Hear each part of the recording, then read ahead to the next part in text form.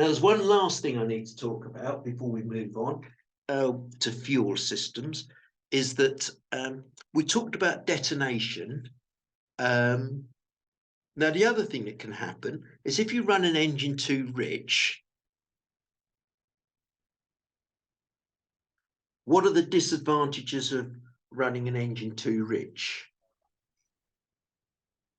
So you'll get sooted up carbon deposits inside the engine. That's right. So you'll get sooted up. The engine will run nice and cool.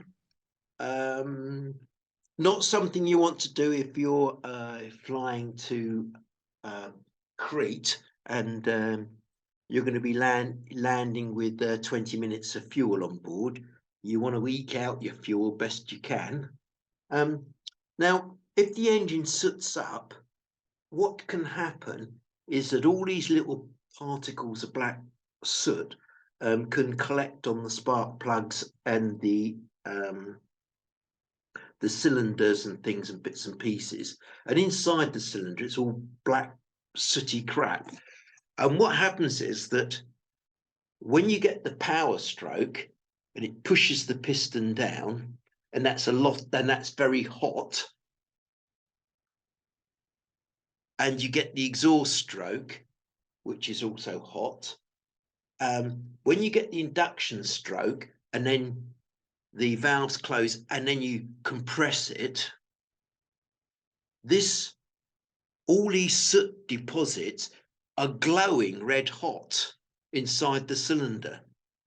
So because they're glowing red hot, as the cylinder comes up, compressing the fuel air mixture, it can set off, it can ignite before the spark plug ignites it. So in other words, what happens, instead of it getting to the top and the spark plug going, as it's coming to the top, it goes and it starts there, and of course it then has to come up and resist that that pre-ignition. So we have two things that cause things to go wrong with the ignition of the fuel air mixture. One is called detonation, the other is called pre-ignition. Now, from a noise point of view, when you're listening to an engine, they both have a very similar noise. They both go bing, bing, bing, bing, bing, and have this like little bing, bing, bing, bing, metallic ping noise. But there is one big difference between detonation and pre-ignition, is that if you think about it, detonation is going to happen on all four cylinders. So in other words, it began bing, bing, bing, bing, bing, bing, bing, bing, bing, bing, bing, as the engine's running, whereas pre-ignition will only be happening on one cylinder.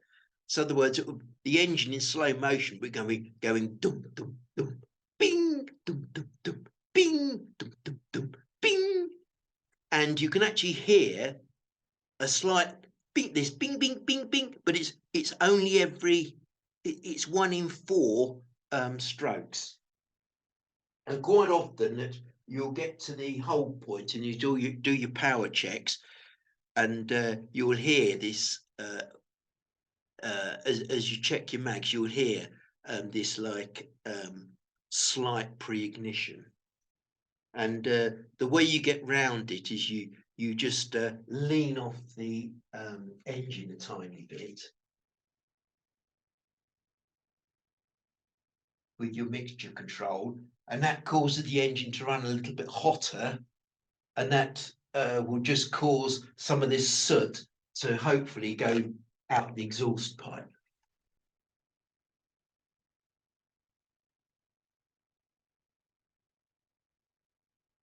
And of course, when you get these questions in the exam, the answer to the question is it safe to fly? Well, you don't need to read the question. The answer is always no, of course it's not. Right, so let's talk about, we've talked about engine 5. Let's talk about the fuel system. And we've already mentioned that fuel goes in the wings. because aircraft have a centre of gravity in them, and of course that we want to maintain the centre of gravity. So whose turn is it next? Claire. Oh, sorry, Claire, you're getting all of the trick questions. So Claire, if we, you're aware that a plane has to have a very precise weight and a very exact centre of gravity. So does the weight of a plane change during flight? Yeah, as you use the fuel up. Absolutely, yes. Well done, yes. So planes actually get lighter during flight just purely because we're using fuel. So what we're trying to do is we want to try to not move the center of gravity of the plane too much during the flight. So you generally find that the fuel is always stored roughly around the center of gravity of the aircraft. So we don't finish up with the center of gravity going too far forward and bringing the nose down, or center of gravity going too far back and bringing the nose up as we use up fuel. So I've got a nice little video of fuel.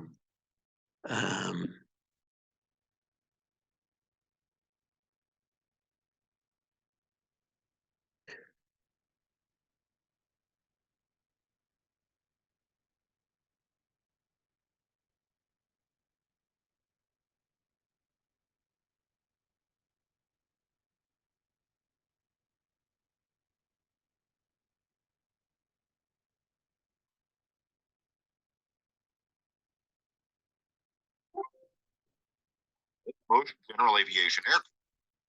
So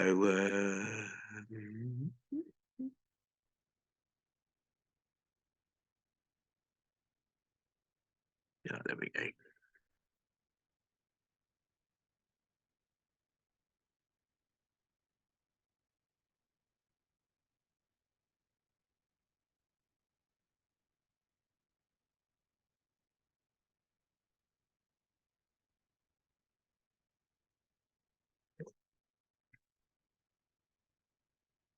Why is it not coming up with the fuel?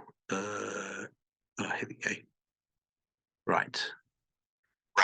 There are the throttle and mixture controls. The throttle controls the amount of fuel and air that go into the cylinders, while the mixture controls how much fuel is mixed with the air. In simple terms, the mixture controls the ratio between fuel and air. Typically, for every fuel molecule, there are 15 air molecules. The mixture adjusts the amount of fuel necessary to maintain this ratio. The throttle, on the other hand, controls how much of that ratio is let into the cylinders. The more the throttle is open, the more fuel and air enter the cylinders, and therefore, the more powerful the combustion will be, making the engine run faster. The air that is part of the fuel-air mixture enters the system at the air filter, usually found in the front of the airplane. Once the air passes through the filter, it is metered and sent on its way to the cylinders. The fuel, on the other hand, is housed on board the plane, typically inside of the wings. Just like the air, it is metered and then sent to the cylinders.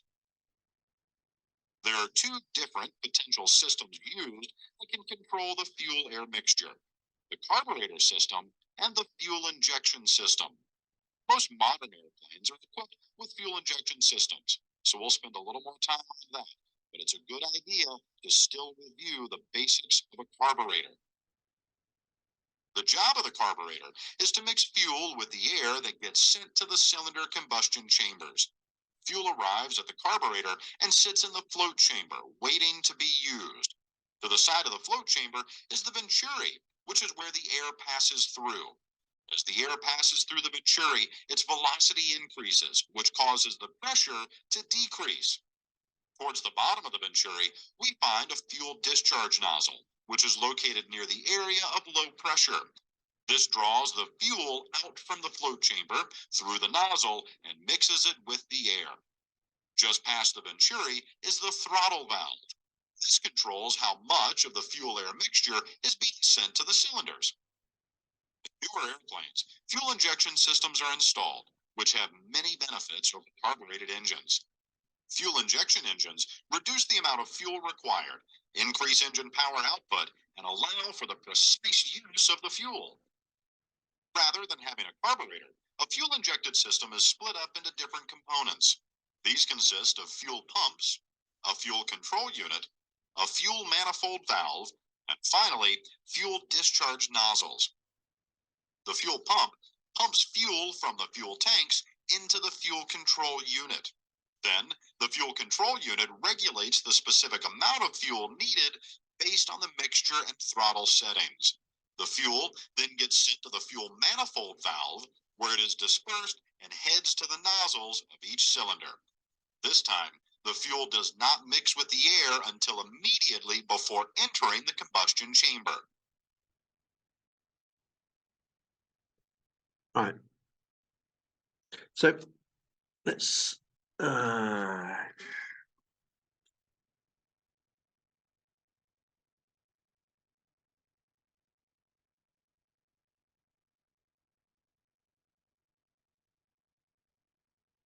so there's a few things to is that let's talk about the fuel in the wings, the fuel tanks themselves. So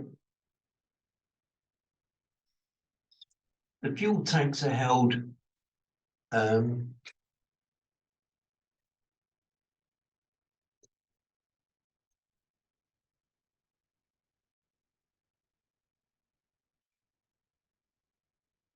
in each wing. There's a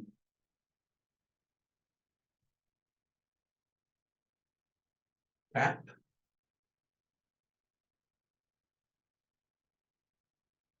and then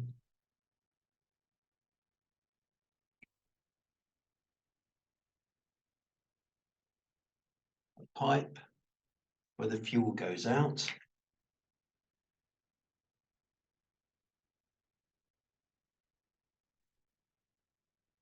Now, inside the fuel tanks, there's baffles. And what the baffles are, they're just plates with lots of little holes in them. So you typically would have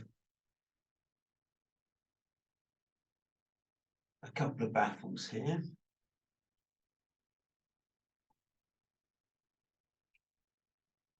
And the purpose of these is so that if you're playing banks, you don't suddenly get all the fuel flowing into one end of the tank. It's a gradual process going from one end of the tank to the other tank. Otherwise, as the plane banked, you'd suddenly you'd start the bank and then it would suddenly go whoa, as all the fuel then eventually disappeared down to the other end of the tank. Then in the top of each tank, you've got like a float.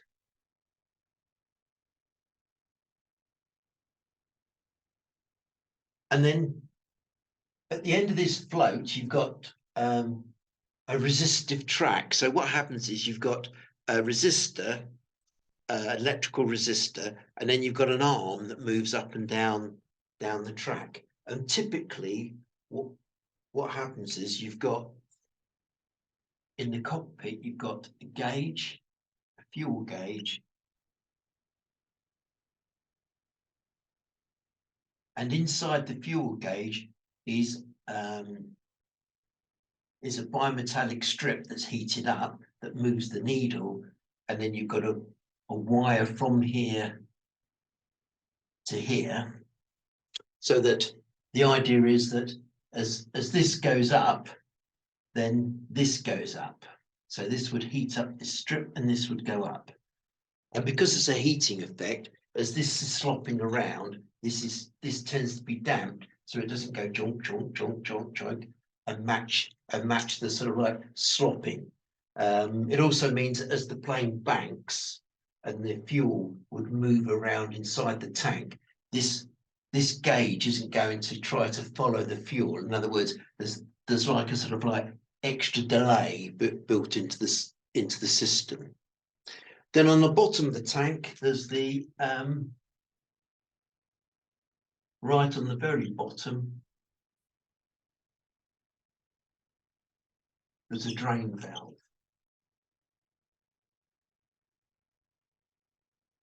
So I've got a nicer diagram of that. Let me just bring up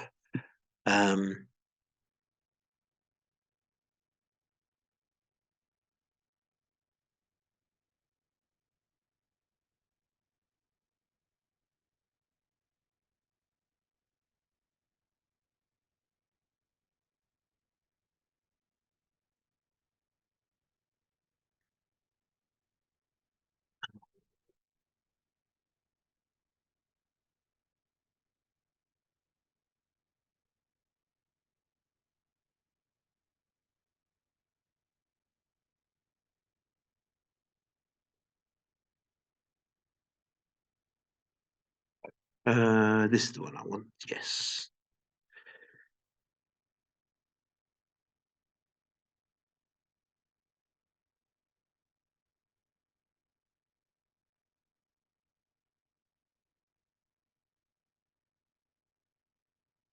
Oh, Poolies, you've gone and taken me all the way back to the start. You know, I've just got to what number am I trying to get to? Number 31, I think. Here we go. This one. Right, so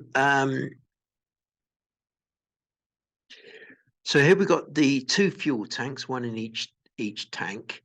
We've got the two floats. We've got vents that allow air to get into the tank. We've got the bottom drain valves, and then each of the fuel lines goes to some sort of selector valve. So you can either select left, right, or quite often the planes we fly, there's another one that says select them both at the same time. Then there's another drain valve, which is located at the bottom of the engine. Then we go to the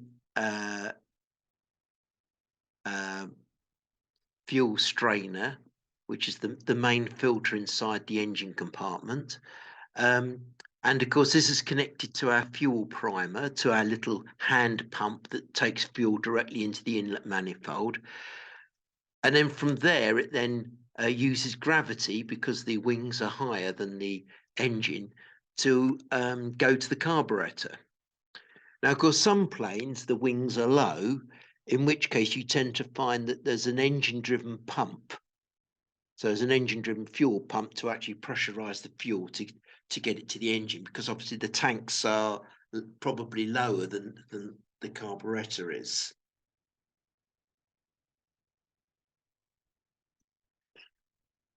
There's various methods of how you change the fuel from one tank to another tank. So typically you'd fly along on one tank for half an hour, then you would do a feeder check, and then you would switch to the other tank for half an hour. So you'd alternate the fuel between your two tanks. I mean, sometimes you just leave them on both, sometimes you leave them on one at a time. If you're flying long distances, you tend to find that it's best to do them one at a time, just purely because you can push your luck on one tank, and sometimes it's best to run one tank till it actually physically goes empty, to then turn on to switch onto the other tank. Different planes operate in different ways. They have different recommended ways of operating them. Will, how are you going to find out the best way to operate your plane?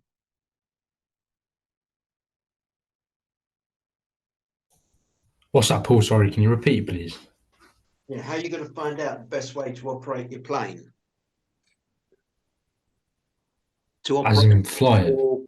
fuel management, whether or not you've got a pump, what's the best way to change tanks, best strategy, where's all this information available?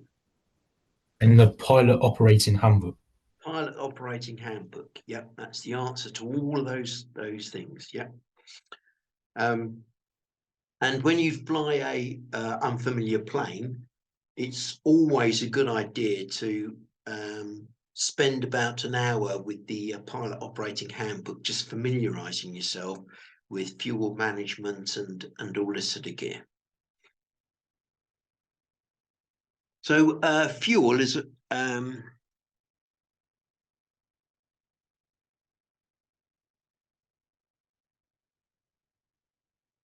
fuel is also color coded.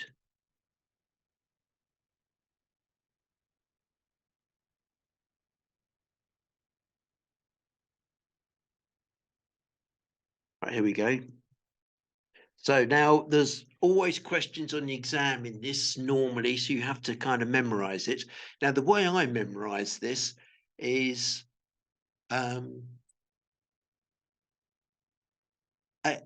petrol that we use in our planes is always combustible, isn't it? It's a lot more combustible than jet fuel.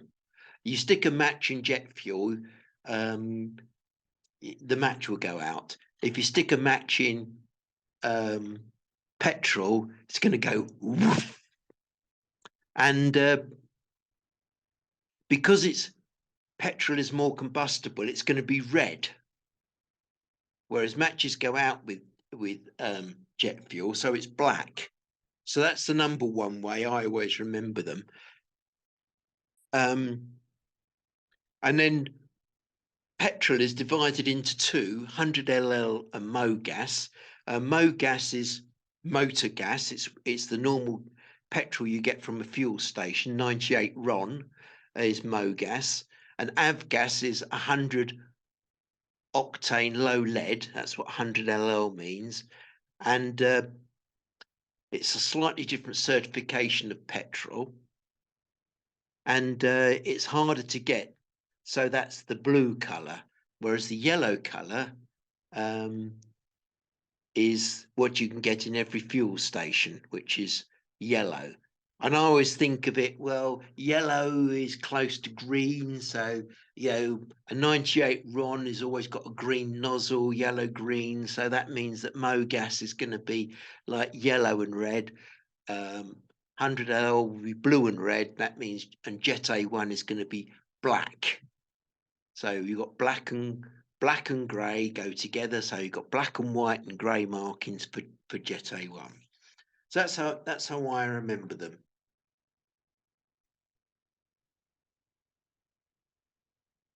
So the bottom of each tank, we've got a drain valve, and the purpose of the drain valve is so that we can drain the water out, because fuel floats on top of water. So any water that we're going to get in our fuel is going to sit at the bottom of the tank here. This will be where the water is.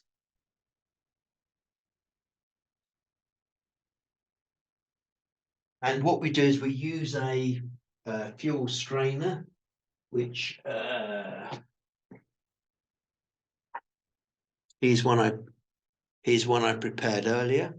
And what you do is underneath the wing, there's always a little something where you can push the fuel strainer in, and then you fill it up with a sample of fuel, and then you can examine the fuel strainer and to see if you've got any little beads of water in it. And then, of course, once you've examined it, you can then move away from the plane into a nice safe bit, making sure that, of course, you know where upwind and downwind is. And then you can give it a flick and you can get rid of all the fuel then onto the ground so it evaporates, obviously away from the plane. Sometimes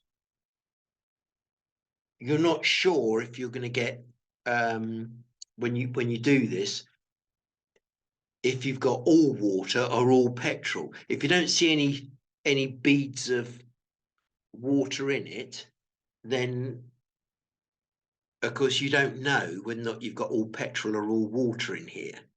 So a common trick is to put a take a tiny bit more out of a different tank. So if you've taken a sample out of this tank and it looks reasonable, you can then go over to this tank, take a sample, and the probability that both tanks being identical isn't high. And of course, you might then get some water out of one or some fuel out of another, and then you'll see there's a definite band where some is water, some is fuel. And of course, keep doing that until you've got rid of all the water. So where does the water come from? Well, what happens is when the plane is parked overnight, you've got this gap at the top of the fuel tank, and condensation forms on the inside of the fuel tank. And of course, that condensation drips down the side of the tank and goes into the fuel, and of course sinks to the bottom of the tank, runs along the bottom and finishes up next to the drain valve.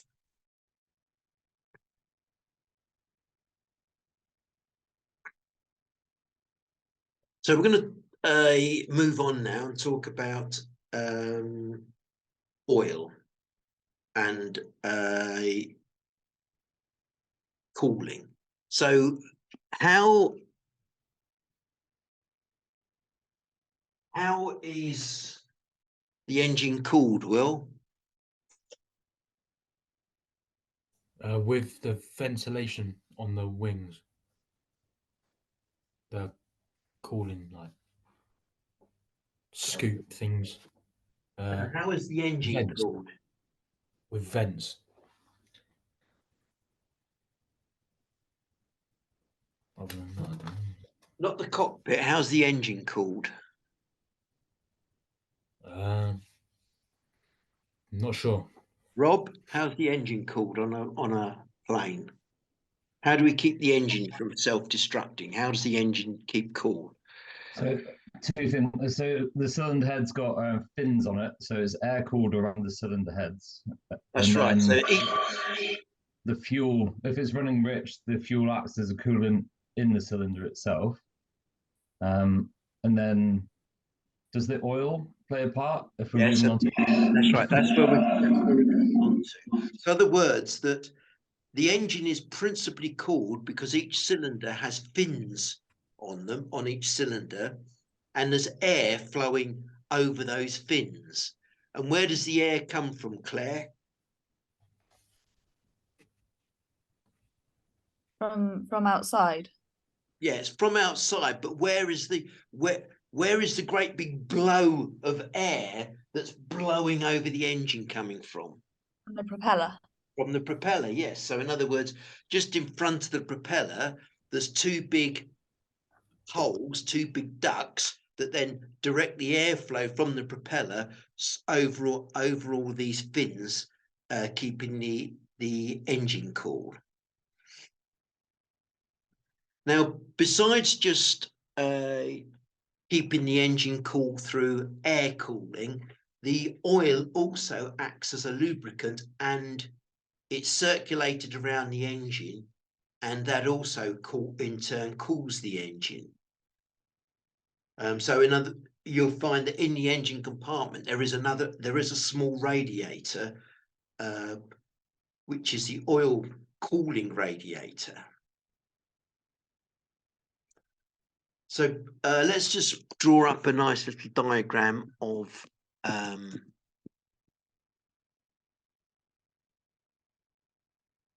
typical aircraft lubrication system, and what we'll do is we'll talk through each part of it. So this is a typical aircraft lubrication system.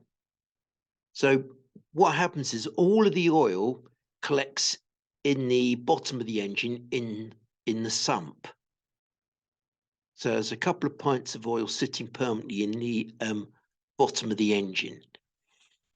And then they go through the oil pump, which is two like cogs that just that pump the oil and create pressure in the oil. Obviously, all of those of you that's technically minded will realise that some Wally has drawn this pump sideways on. It wouldn't actually work like that, but never mind. But there's a pump here, And then it goes to the oil cooler. This is this like radiator I told you about. Then it goes through the filter. And the filter is just a spin-on oil filter, where the oil is then passed through sort of tiny holes, and these trap any bits of metal or anything like that. Then it comes along another line where it then you've got your cockpit gauges showing your oil temperature and your oil pressure. And then the oil from there passes through all the little galleries of the engine. So inside the engine, it's got lots of little holes, and the oil is fed under pressure, typically about 50, 60 pounds of square inch, and where it goes to all of the various bits of the engine, all the cylinder heads, the little the little valves, rocker arms, crankshaft, camshaft journals, basically keeping the engine nice and lubricated. And of course, it's conducting away heat at the same time. There's a few components, extra components. There's the oil pressure relief valve. So what this does is it's a spring with just a simple ball bearing at the end of it. And when the oil pressure gets to about 60 pounds a square inch, it just releases some of the oil directly in straight back to the sump without going through the engine. So that ensures that no matter what RPM the engine's running at, the oil pressure remains the same. And then there's another bypass valve on the filter, which is a pressure-based valve, so that if the filter is starting to get blocked and restricting the oil, then this bypass valve can open, allowing the oil to go straight from the inlet to the outlet. So that, in other words, it's not blocking it. So, well, what do you think would happen if we were running out of oil during our flight? How would you observe that in the cockpit?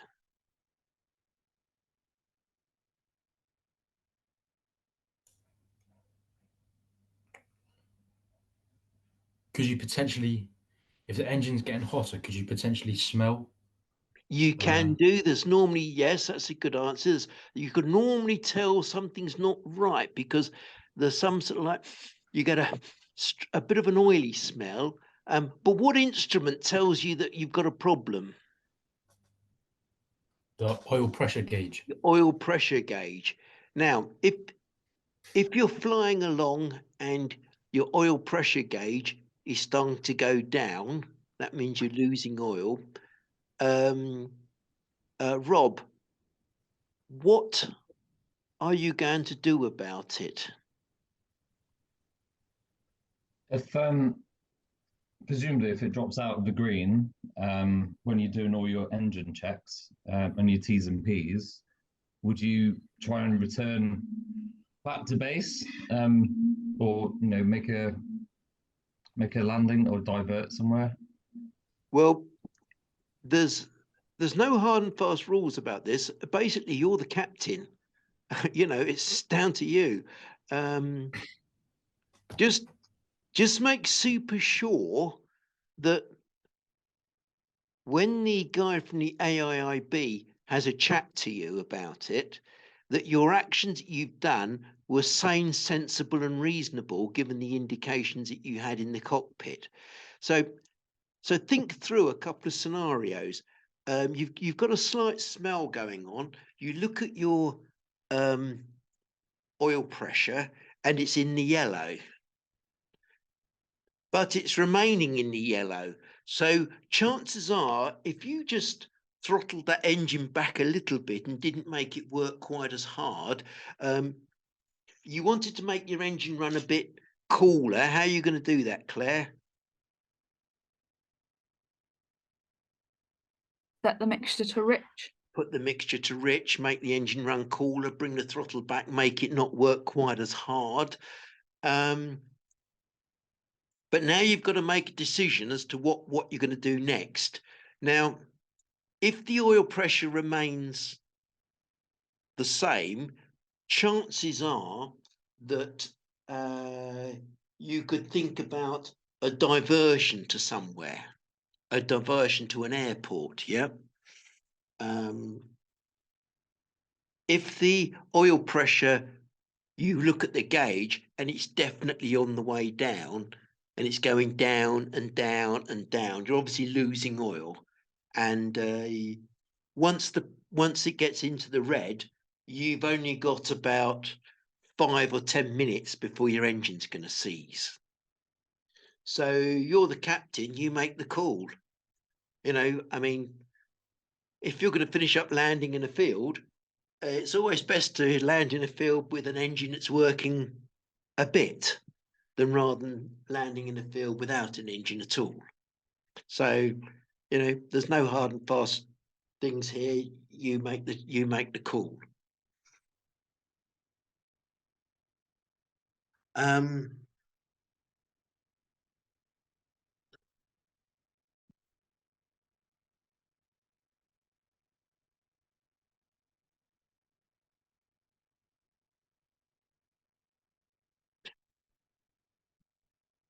So there's two sorts of engines. It's called a wet sump and a dry sump. So a wet sump actually has oil that collects in a sump at the bottom of the engine, and a dry sump just keeps circulating the same oil round and round.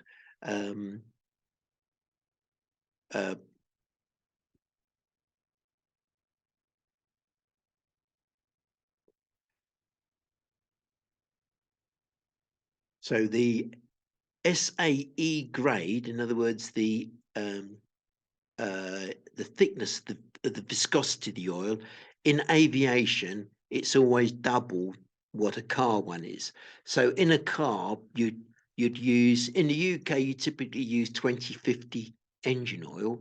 In Cyprus, you use 1040 as a rule, and you would use 100 grade oil in your plane. You use W100. We typically put in our aircraft, which is like a sort of 50 grade a 2050. So yes, and in Cyprus you generally use the thicker oil, which is the 2050. Sorry, I got that back to front, didn't I? You use 2050 in Cyprus, and you generally use the thinner oil, the 1040 in the UK. So you're always going to check the oil before flight. Before every single flight, you check, and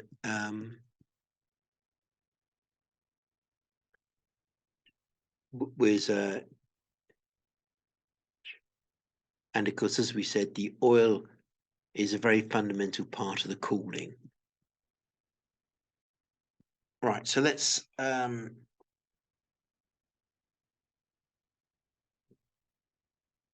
there's a diagram I'm after with this is the one, right? This is the diagram I was after. Okay, so we've already said that the engine cylinders at the back are obviously receiving more warm air. So what there is there's baffles in the engine. So when the air comes in at the front of the engine, these baffles are kind of directing the air around each cylinder, so that each cylinder gets the same amount of air at the same temperature. That's the idea. And then we don't have them on the Cessna 172s that we fly, but a lot of aircraft have another lever inside the cockpit, which is the cowl flaps.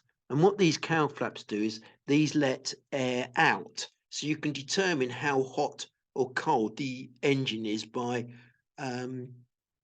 controlling the amount of air that's going through the engine. And there are some times, for example, when you're flying in mountainous regions and it's very, very cold, you would want to restrict your airflow through the engine because you just don't want to get the engine that cold.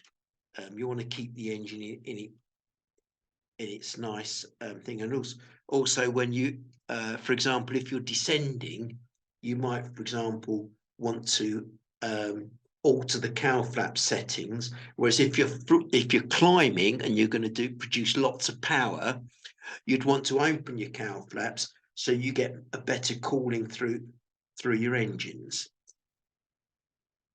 You generally find that turbocharged engines have cowl flaps as a rule, because the engine, it's more critical.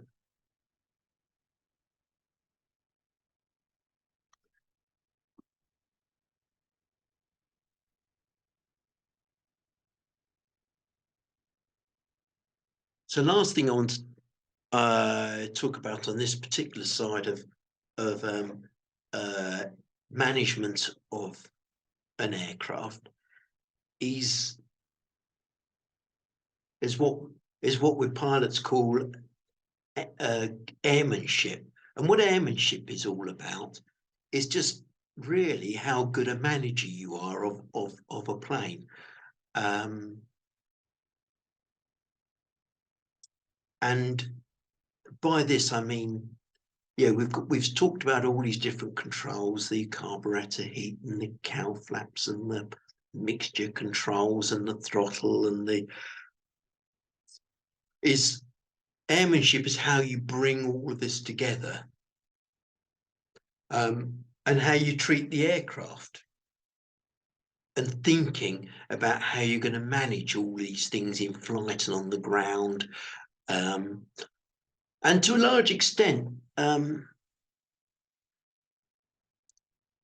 if ever somebody's coming with you for a flight test or something, they actually know before you've taken off whether or not you can fly the plane well. And it's just purely because your smoothness on the controls, your throttle, your smoothness on the brakes, your fuel management, when not you're actually just checking around, looking at the gauges, doing that, how you're making up the notes, your neatness of your writing, how organized a person you are on your plog, when you've got all nice, neat things here and that, and you've copied that, you've written down that, and you've got this time on there, and how you run all your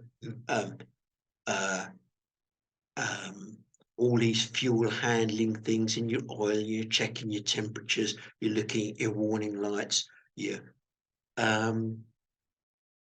this is the difference between a good pilot and a crappy pilot. And you tend to find that the pilots, where they get in the plane, it's all a bit disorganized. Oh shit, I haven't done that. Oh, hang about, was that? And oh, hang on, bit of throttle. Oh, hang about, brake. Oh shit, hang on. And they're doing the power checks. They haven't looked at the ground. They've got the stones on the ground. They haven't put the plane quite. This is a difference between a good pilot and a bad pilot. And airmanship is all about how you can handle all of these things we've been talking about and bring it all together to become a good. Okay, shout me out something that's electrical on there, that runs on electrical. That's electrical on the plane. Radios. Radios. Yeah.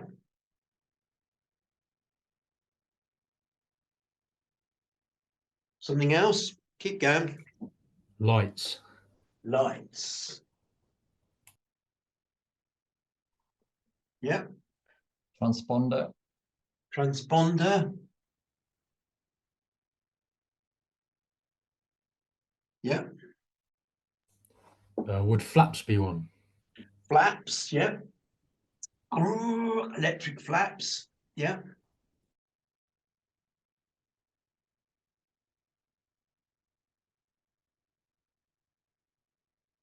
What else? Starter motor. Starter motor.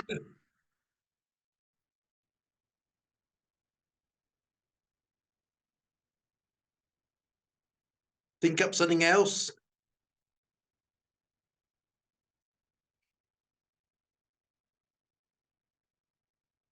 When you do your pre-flight checks, walk up to a plane, do your pre-flight checks. What's one of the things you check? To make sure it's getting hot.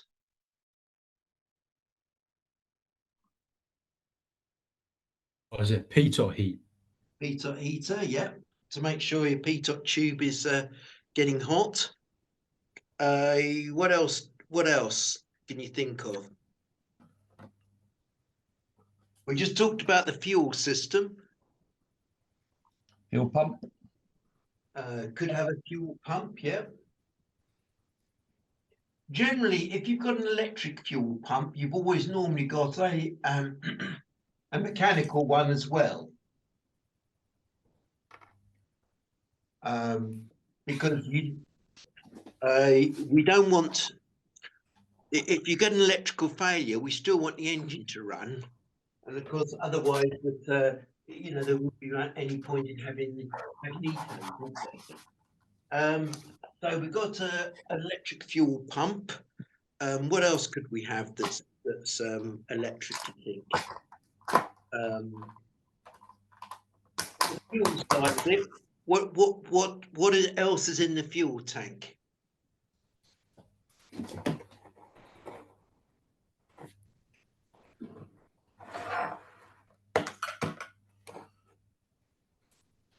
Fuel gauge, all your gauges and all the other things that they are they're connected to the other things. What else do you think you could have? What if you had I don't know, a navigation kit on there? Yeah, you could probably have GPS, couldn't you? GPS and navigational kit. In other words, you might have VORs, you might have an ADF. Yeah, so you've probably got quite a lot of other things there, haven't you? Yeah. And you've probably got some planes. You've got a little button, and it goes. Yep. You've got undercarriage. Might be electrically driven. Would the clock on the aircraft be electric? Clock, yep.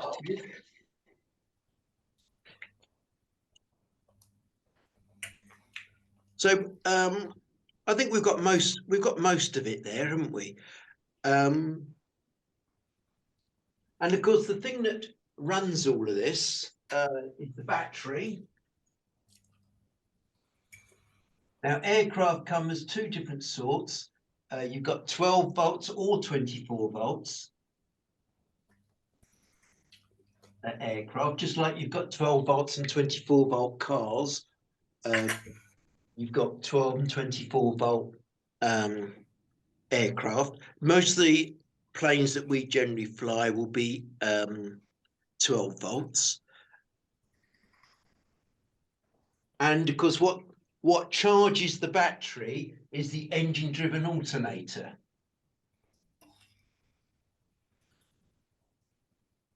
So if in flight your fan belt snaps and your alternator's not going any around, the only thing that's running your plane is your battery. So your battery's running all of this lot, isn't it? If your alternator fails. So what sort of things do you think you might need your battery for? So let's run through them, shall we? So your alternator's failed and you're just running the plane off the battery. So do you actually need your starter motor? Well, no, because your plane's already working. Pitot heater, do you need your pitot heater? It depends on the conditions, I guess. Depends on the condition. But you could probably turn your pitot heater off, couldn't you? Providing you was aware that what was going to happen to your subsequent instruments and things. So you may or may not need that. Your fuel pump you won't need because you've got a mechanical one.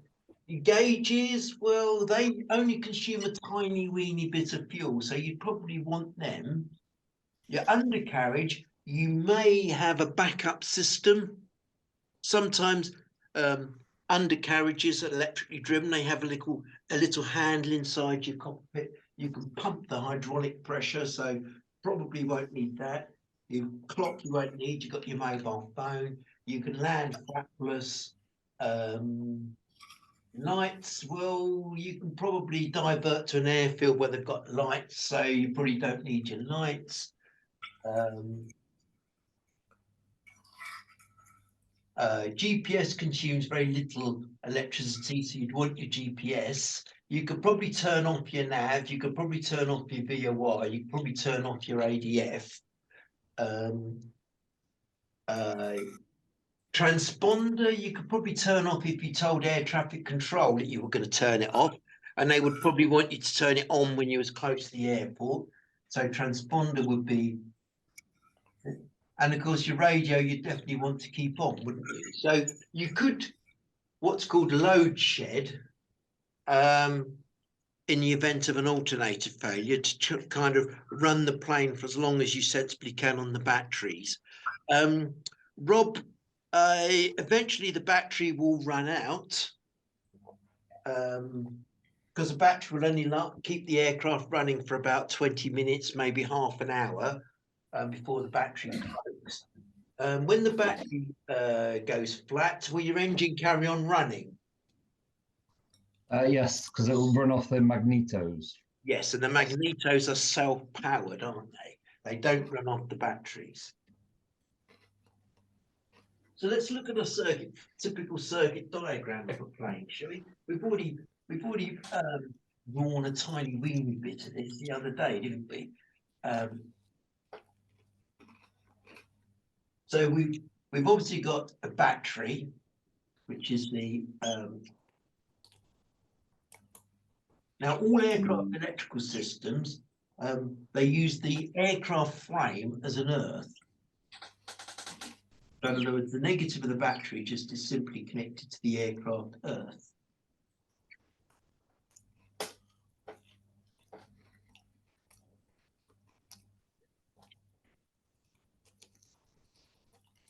Now we know that the aircraft battery, we've already mentioned, is connected directly to the starter motor.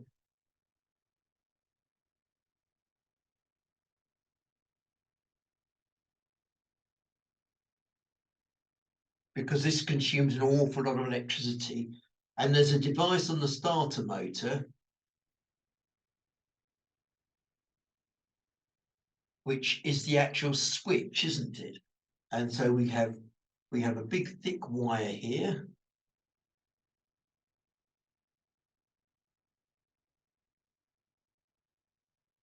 These are big thick wires. And what's this little device called that actually activates the starter motor? This switch that goes click. Is it a solenoid? Yes, this is the solenoid, isn't it? Yes. The starter solenoid. And then connected to the starter solenoid is this goes to the ignition key, doesn't it?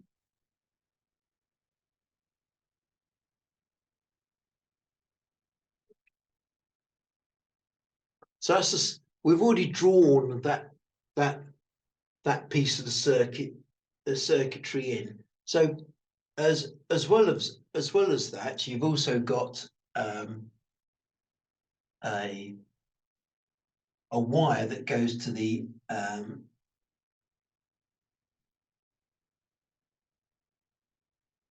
master switch.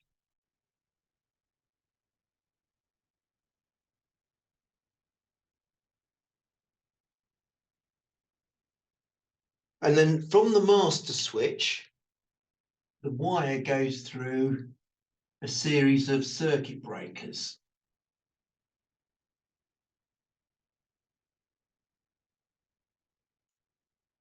That's not a very good diagram, is it?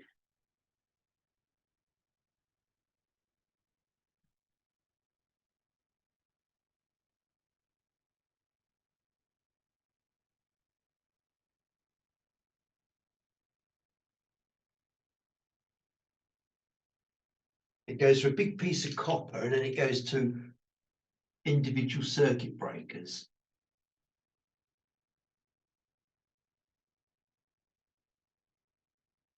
And each of these circuit breakers runs the various systems. So from here, for example, this would connect to the lights. This one might connect to your landing lights. This might be your nav lights. This might be your landing lights. This circuit breaker might connect to your VOR. This one might connect to your radios. Yeah. And you would have various switches here to turn these various systems on and off. Sometimes you might well find that you've got from your master switch, you might well find you've got another switch. On some planes, you have another one called an avionics switch, which is connected to another bus bar, and this would be connected to VOR, radio. In other words, you've got another switch to then turn all your radios on and off in one go. So this would be, not all planes are like this. Some of the more modern ones generally have an avionics master switch, and in fact, one of our planes I think does, and the other one doesn't. So that's how the circuit diagram's building out slowly. Now, of course, you've also got the alternator.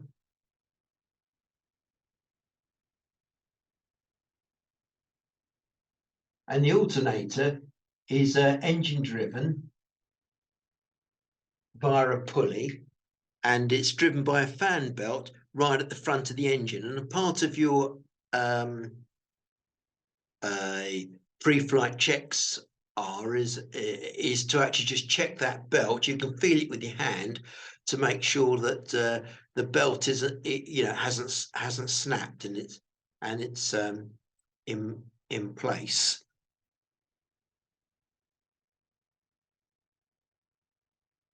Now, the way the alternator works is, and this is true of car alternators as well, is that there's two components to them. Basically, you've got some coils that spin round called the rotor, and these produce a magnetic field. This is just lots of coils on a piece of iron, basically, and you apply a current through them and they create a magnetic field. And then you've got stator windings, and these are windings around the edge. So what you basically got is you've got a coil here, a coil here, and a coil here. And then in the middle of it, you've got another coil, and this coil can spin round. And this produces a magnet, a north-south magnet, and this is connected to a simple slip ring that's on a piece of copper. So if you like, there's an electrical connection here.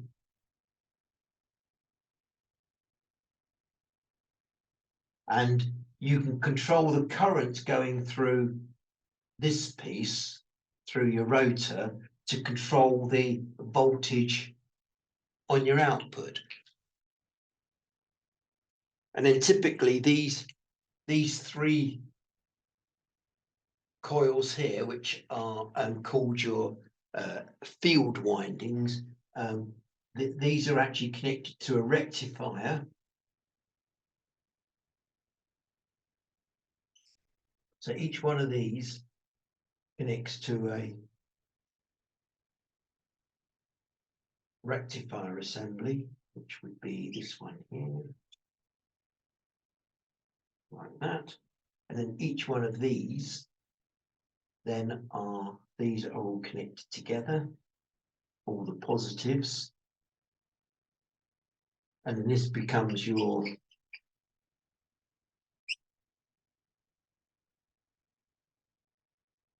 terminal. Well, this becomes one of your terminals on the back of your alternator, and then these are in turn the other end of your windings are connected together here, here, here, and these generally will go to earth. I'll just draw them here.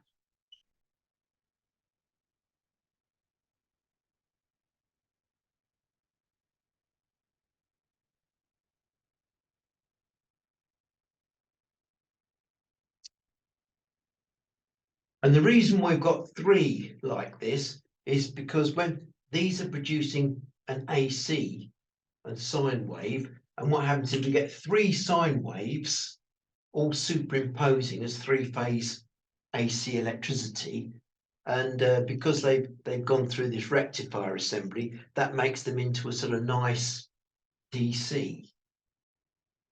Whereas if we didn't have 3, we'd have a sort of like a voltage that was going up and down all the time as the magnet was going round and round. So the voltage that's coming out here, which of course is going to connect, this ultimately connects to this. This will typically connect to here. So in other words, it charges the battery as the alternator goes round. And then there's another piece of an alternator, which is the voltage regulator or alternator control unit.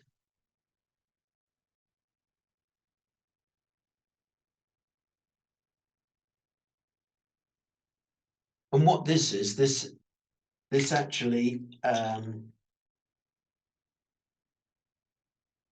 has a wire that connects to here. And of course, it's monitoring here.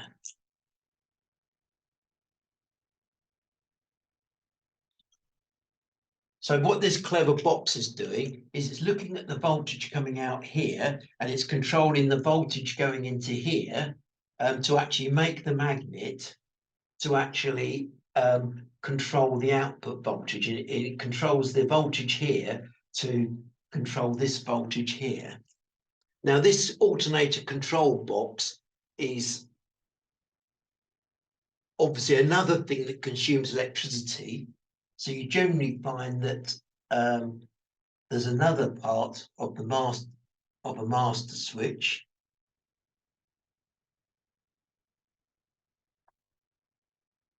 Next to the master switch is also another one, which is called the alternator switch. And this is connected to the master switch and comes down and feeds that box there. Because this consumes electricity. And the reason why you've got this extra switch here is because if your alternator fails, because your fan belt snaps, you want to be able to turn off this alternator control box because it consumes quite a lot of electricity. So in the event of flying along and you know you've got a failed alternator, you can turn this switch off. The other thing is that if you like, this alternator switch is a bit like Control-Alt-Del on your computer, is you can reset this box. So in the event of like you're not getting any alternator output, you can turn this switch to off, leave it off for a few seconds and click it back on again and see if it resets the computer inside here to actually make the alternator work.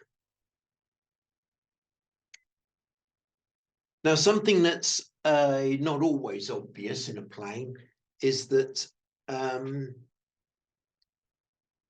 the alternator requires electricity to make electricity.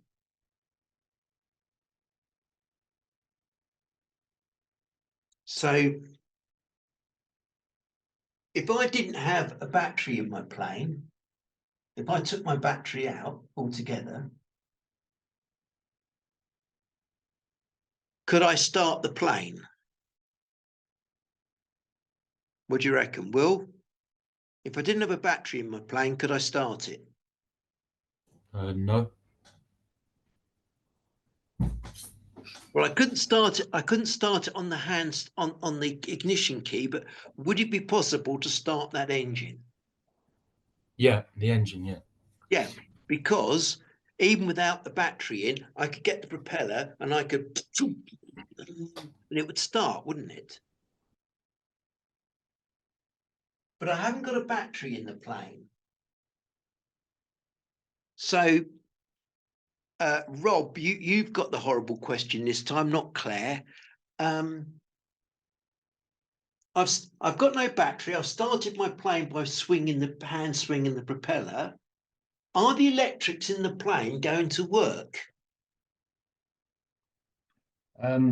Yeah, you said earlier that the alternator is engine driven via a fan belt. So if you have hand clamped it and got it going, then theoretically it should start to generate power. Yes, in theory, but what's the biggest problem here? What's the biggest flaw? There's nowhere storing that energy that's been created. There's nowhere for the process to start, is there? Because Yeah, sure. what happens is that you need a tiny bit of voltage to put into this into the alternator for the alternator to produce voltage, yeah, to produce current. As soon as the alternator's produced a tiny bit of current, it self-sustains, doesn't it? Yeah. Because it takes the voltage here and feeds it into here to actually make the voltage to run everything else. So in other words, if you have no battery and you hand start a plane, then you don't get any electrics at all because the alternator doesn't produce anything. But ironically, if you could get a tiny weeny little battery from somewhere, doesn't have to be a big battery, just a tiny weeny bit of battery, just to put the faintest glimmer of power into this bit, then this would produce electricity, and that then the whole lot suddenly comes to life and it stays to life. And in fact, you tend to find that even if you just got like a tiny weeny little 12-volt battery, a poxy little thing, and you just like touched it on the battery terminals just purely to like produce you a glimmer of life here, then the whole lot will work indefinitely. So yeah, you do actually need a battery of some sort to actually get the alternator to work. But this battery can be a complete wanked out, flat, useless battery. You're still going to have electrics once you've hand started your plane.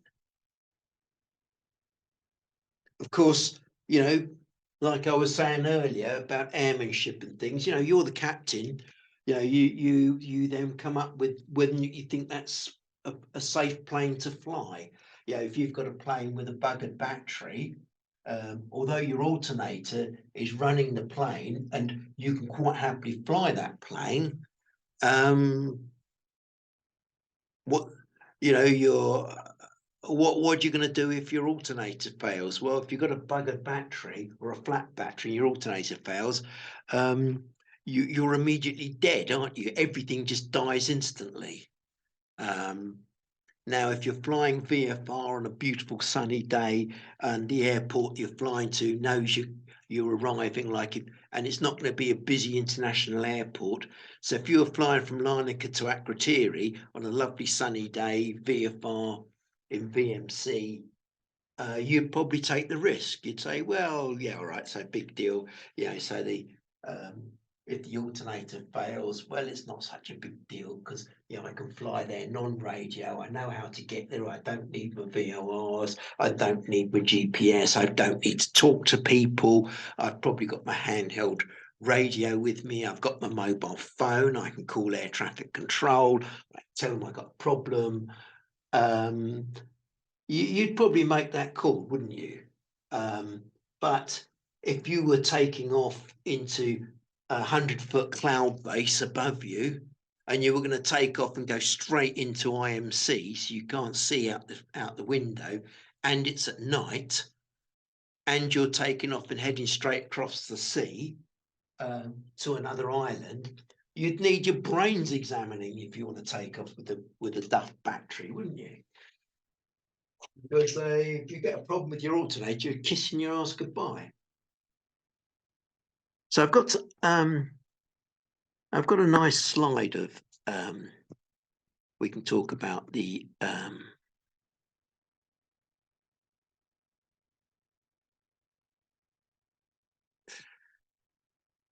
right, here we go. Some of these component parts, which is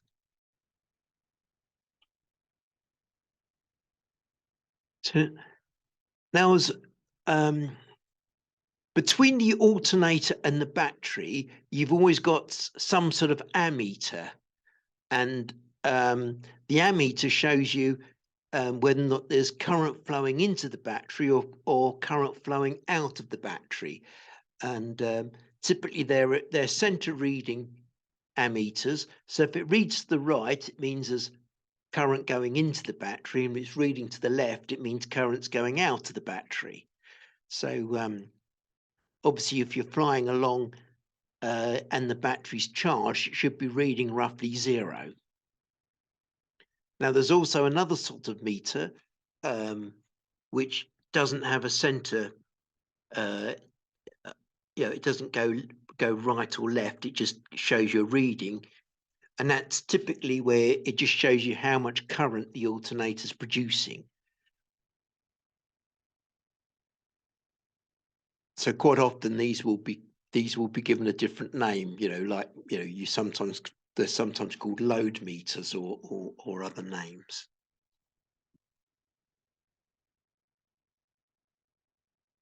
So this is what we're talking about, the master switch. So the master switch is always divided into 2 parts. You've got your battery master, and then you've got your alternator master switch. And generally, you always switch them on and off together at the same time. But if you do have an alternator failure, as I said, you can turn off the just the alternator control box. Now, some planes have got fuses for if anything overloads, the fuse blows, and you've normally got a couple of spare fuses somewhere in the cockpit. Most of the planes that will be flying have got circuit breakers. So a circuit breaker, if you overload it, it just pops out. And what you can do is you can then just leave it. If your circuit breaker pops out, you can give it a few seconds, and you can just push the circuit breaker back in and reset it, just to see what the problem is. Now, if of course you're a circuit breaker, you reset it. It's another one of those things where circuit breaker pops out in flight. Well, there's no hard and fast rules about what's going on here. You're the captain, you make the call. Do you reset it or do you carry on in flight without resetting it? You know, you make a judgment management decision. You know, depending on where you are, what you're doing, what the circuit is that stopped working, whether you've just got one circuit that's packed up, or when there's two circuit breakers popped out. You know, and then when you'd pop the circuit breaker back in, you'd probably be thinking about it. You know, you'd think, well, wait a minute, as I push it back in, maybe I should turn off the things it's connected to. So I'll put the circuit breaker back in, and what I'll do is I'll turn the lights back on slowly, circuit by circuit, just to see if one of them I turn on makes it go pink and fly out again.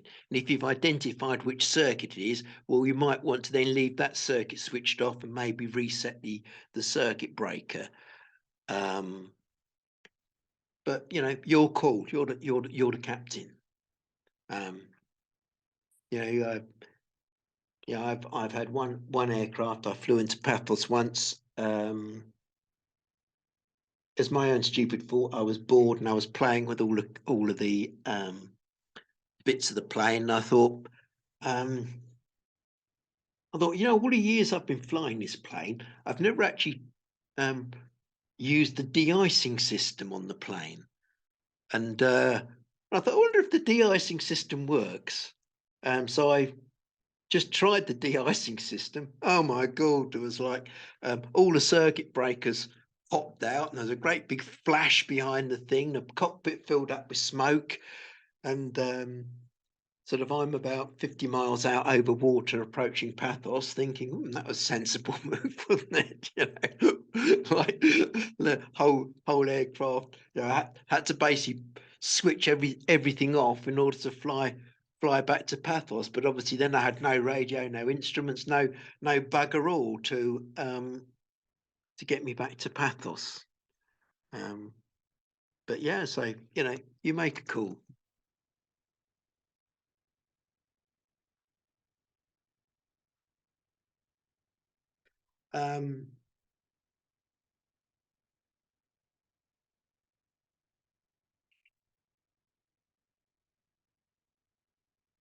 There are a couple of daft exam questions which I'll talk about. They're completely irrelevant to flying a plane, but there are exam questions on them.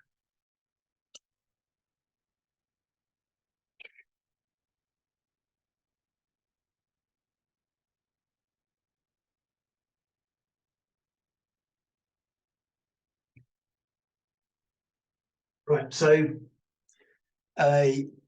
aircraft are two voltages. What are those voltages, Claire?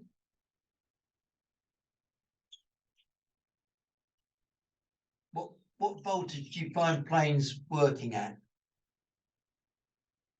I'm not sure. 12 volts or 24 volts generally. Same as a car. They have a 12-volt battery or a 24-volt battery or two 12-volt batteries. Now, if you've got a 12-volt battery, batteries are rated as amp hours. So like an 80 amp hour battery will generally produce 80 amps for 1 hour.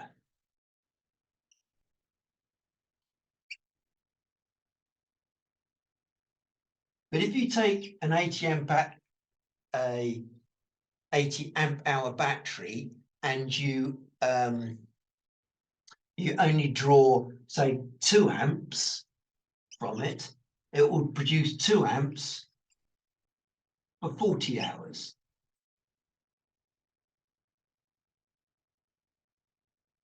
So the bigger the battery, the more amp hours it's got.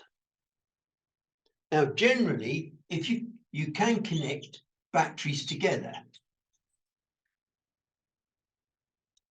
And if you connect two batteries in parallel,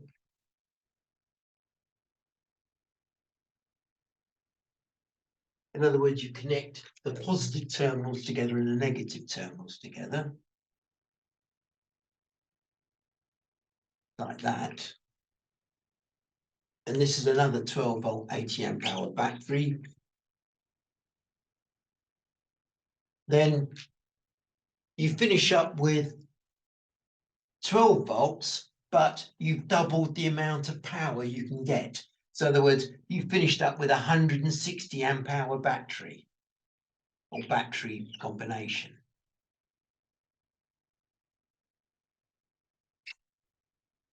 If you connect the batteries another way,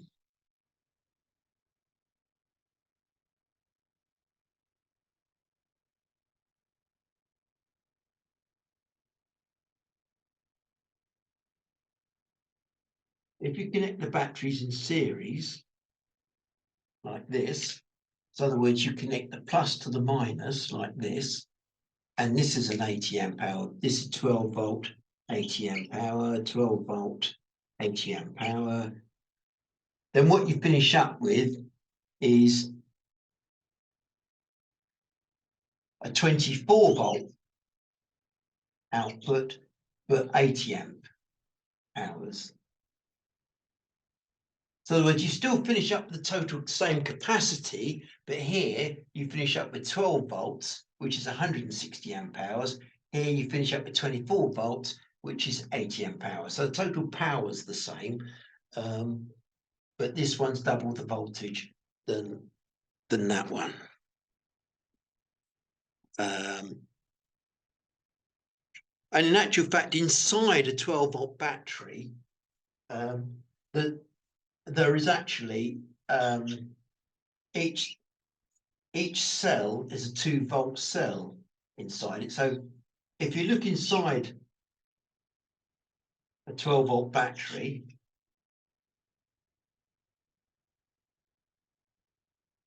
what there is there's a series of 2-volt cells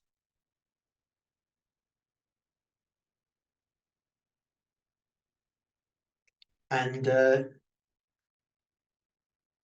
they're connected in series. There's 6 2-volt cells.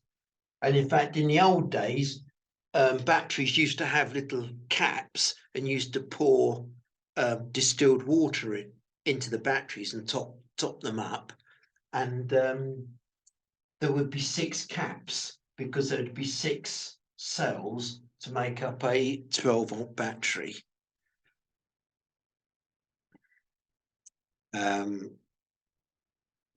Right, let's move on. Why the shit EASA reckons you should know all of this to fly an aeroplane, I don't know, but I didn't write the syllabus. And I do like setting exam questions on these, a couple of these irrelevant bits, because it shows the difference between somebody who's studied the subject and somebody who's just picked it up through common sense.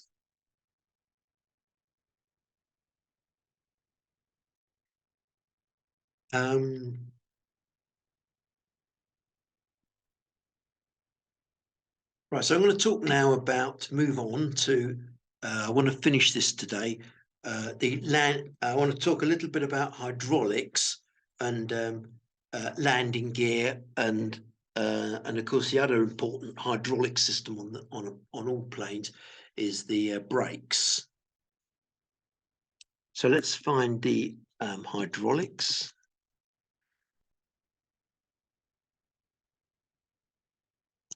Oops.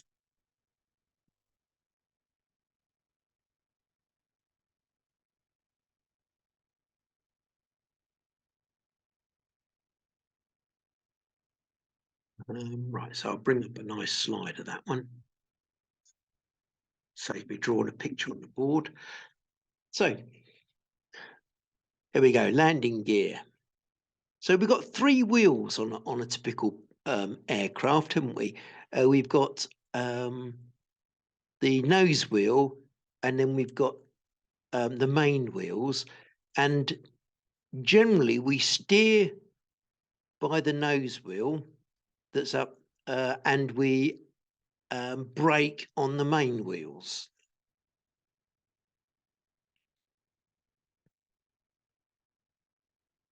So each one of these wheels has a suspension associated with it. So every single wheel can go up and down.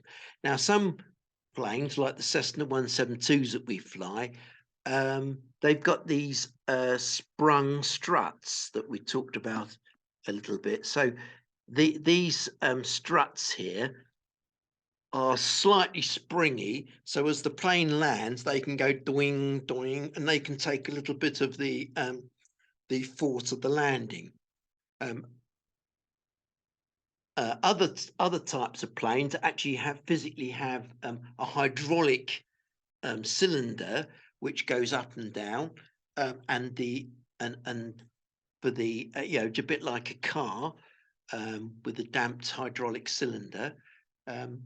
And some planes have a little bit of mixture of both, where they have struts and then they have like braces that are hydraulically damped, things like that. So there's various means of having suspension on a plane. Now, the nose wheel is quite complicated, as you can see, because the nose wheel has to go up and down, but it also is connected to the rudder pedals, so you can steer the plane. Now, it's not connected to the rudder pedals rigidly. You find that if you get inside the cockpit, you can still press one rudder pedal at a, you can push the rudder pedal to the left or push the rudder pedals to the right. And the nose wheel doesn't actually move when you do that. It's not like in a car where you move the steering wheel and the wheels actually launch along the ground. The nose wheel on the plane is connected to the rudder pedals by two big springs, very strong springs. So that if you push down on the rudder pedal, the nose wheel will stand still until, of course, it moves, and then the spring will allow it to go and move in one direction or the other direction.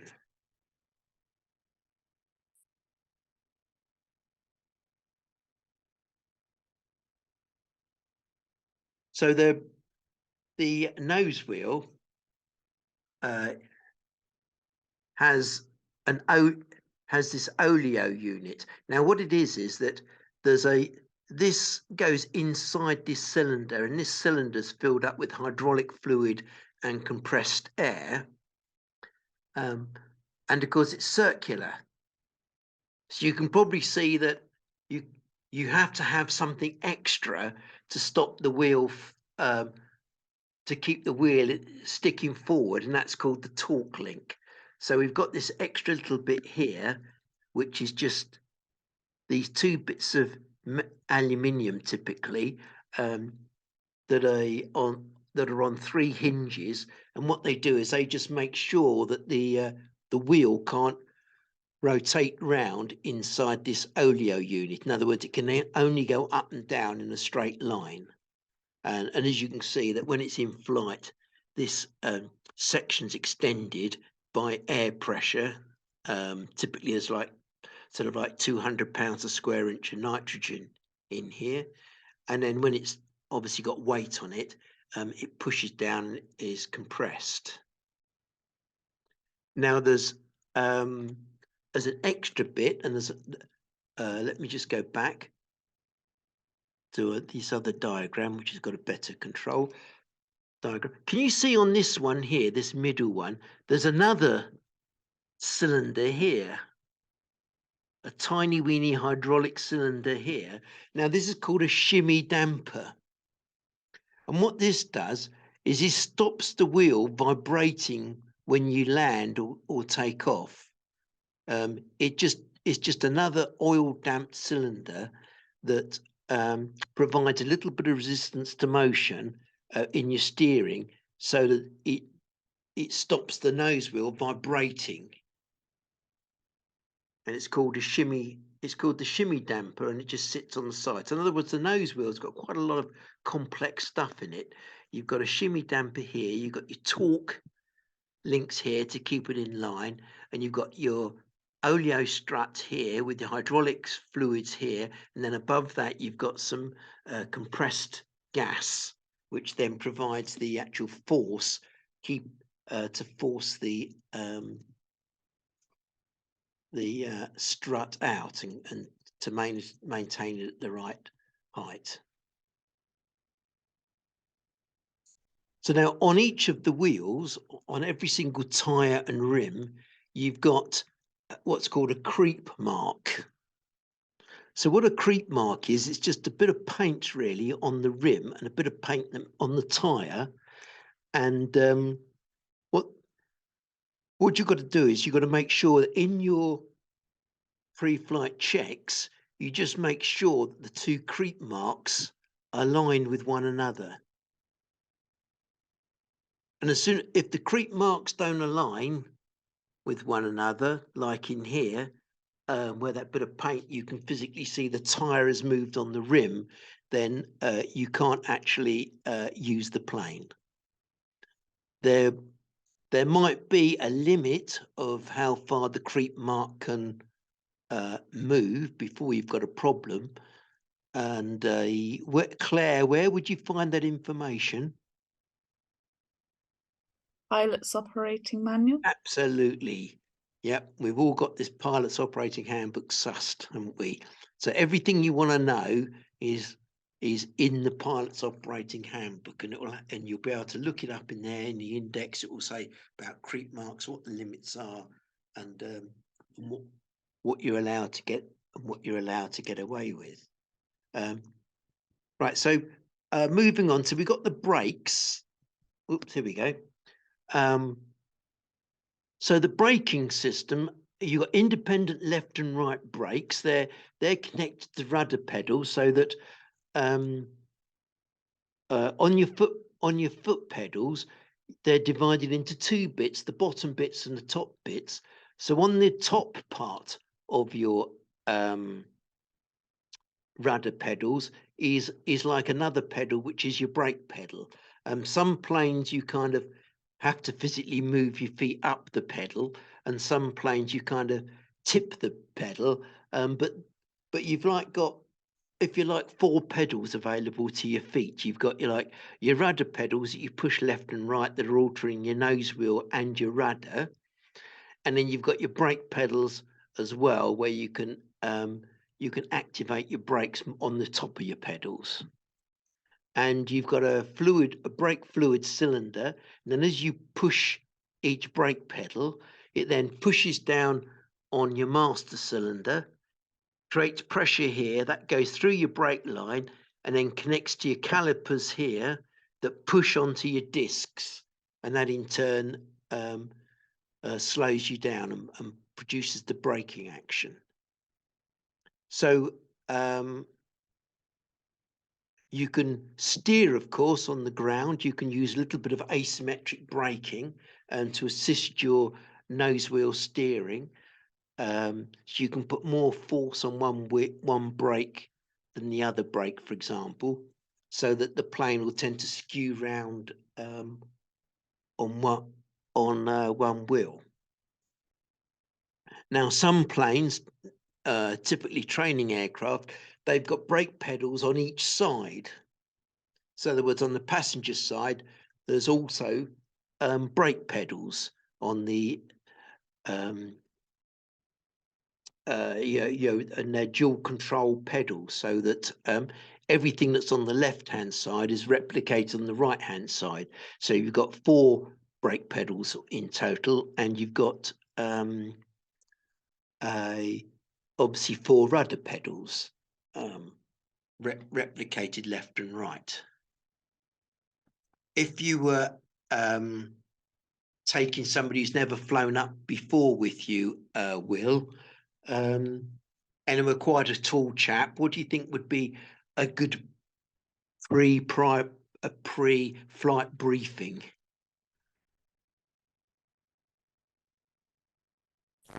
Keep your feet on the floor. Keep your feet off the pedal. Away from the pedals. Keep your feet off the pedal, yeah. So what do you think would happen, Will, if you were taking your mate up flying and he had his foot on the brake pedal, he had his foot on the pedals, You wouldn't notice it in flight, but what would be the where would you have a major problem if somebody was resting their feet on the pedals? There'll be a problem on the tyre. There'll be a disc brakes. Well, yeah, but all your problems would happen when you landed, wouldn't they? So as soon Yeah. as you touched down, you'd have somebody with their foot on the brakes, wouldn't you? So Yeah. you can guess what your landing would be like with your brakes on, wouldn't you? Yeah. Now, the other thing we're going to do is that when we do our pre-flight checks, we're going to check the brake pads to make sure they're not overly worn, and this will be in your checklist, and there will be some sort of indications to let you know if they're worn or not.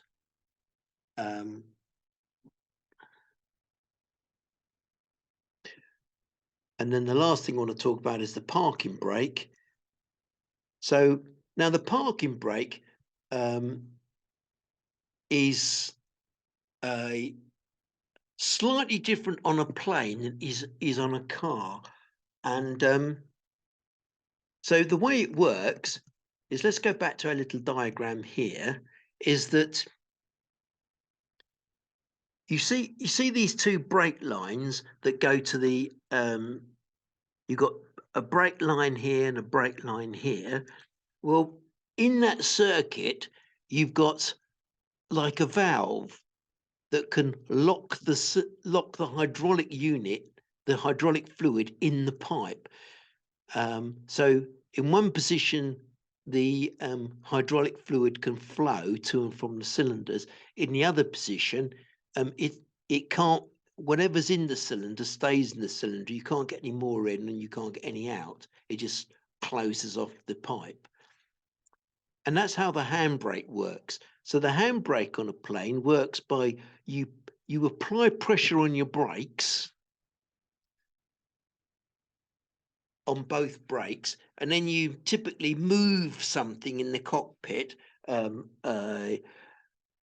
some physical valve. It might be on the floor, it might be somewhere in the cockpit, and that locks the hydraulics in these pipes.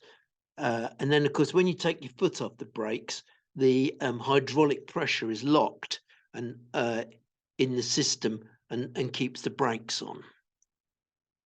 But planes don't have a separate cable to operate the brakes or anything. They just lock the hydraulic fluid. And in fact, all modern cars, in fact, don't have handbrakes which are physically cable linked, where they actually move something. Most modern cars, the handbrake actually also works through the locking of the hydraulic system to actually make the brakes come on. Right, so hopefully that should be about, if I've got this right, yes, that's 3 minutes, running 3 minutes ahead of time. So, right, so what we're going to do is I'm going to stop there because that's kind of nice. So the next session is a big session we've got to cover. We're going to talk about aircraft instruments next. And that's quite big actually. Now, we've got to get through 2 sessions on aircraft instruments, which are they are let me add them up. 1.23. Yeah, we've got a good 4 hours on. We've got 4 hours of aircraft instruments to get through, and we've also got to talk about then we've got to do the a couple of sessions of exam questions as well on revision. So really we've got to find 4 sessions we've got to fit in before the exams.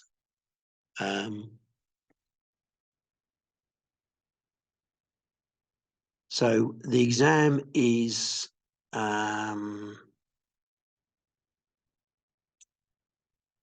The exam's the 14th, isn't it? Yeah, that's right. Right, we don't want to do anything on the Tuesday before the exam. Now, if we did next Tuesday and Thursday, we're going to be out of time, aren't we? Because we've really got to find 3 or 4 sessions before the exams.